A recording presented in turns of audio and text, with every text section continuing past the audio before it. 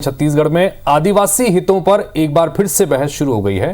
सत्ता पक्ष को घेरते हुए भाजपा ने आरोप लगाया कि आदिवासियों की संस्कृति और आरक्षण के अधिकारों पर सबसे बड़ा आघात कांग्रेस ने पहुंचाया। और पलटवार भी होना ही था। कांग्रेस ने याद दिलाया कि बीते 15 साल में बीजेपी ने आदिवासियों को केवल और केवल वोट बैंक के तौर पर इस्तेमाल किया है। दोनों पक्ष आदिवासी हितों पर किस अंदाज में आपस में भिड़े, देखिए जरा।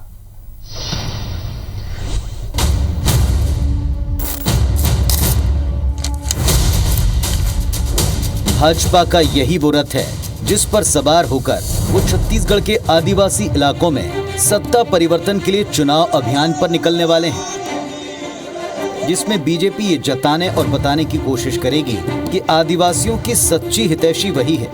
इसके पहले कांग्रेस के सभी दिग्गज नेताओं ने बीजेपी को इस मुद्दे पर घेरते हुए कहा कि 15 साल तक बीजेपी ने सिर्फ आदिवासियों का इस्तेमाल किया, उन्हें चना नमक चावल तक ही सीमित रखा।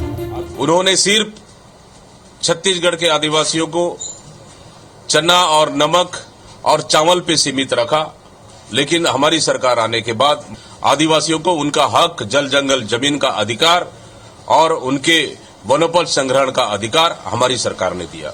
आदिवासी लोग कितना बोले कि विश्व आदिवासी दिवस के दिन अवकाश घोषित कर दो, रमन सिंह के कानून जूं तक नहीं रहेगा।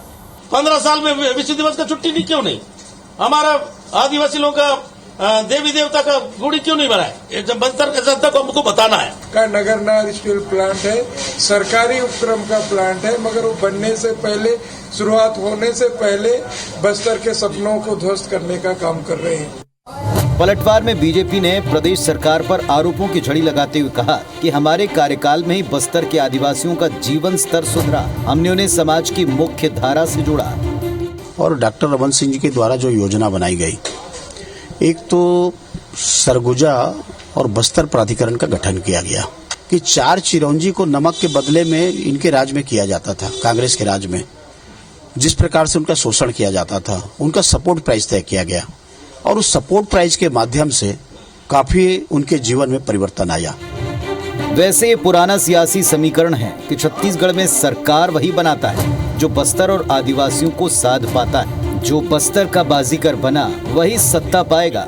लिहाजा चुनावी रण में खुद को आदिवासियों का हितैषी बताने की होड़ फिर दिखती है। लेकिन कौन आदिवासी के साथ है, इससे बड़ा सवाल है आदिवासी खुद किसके साथ है। Bureau report, IBC 24।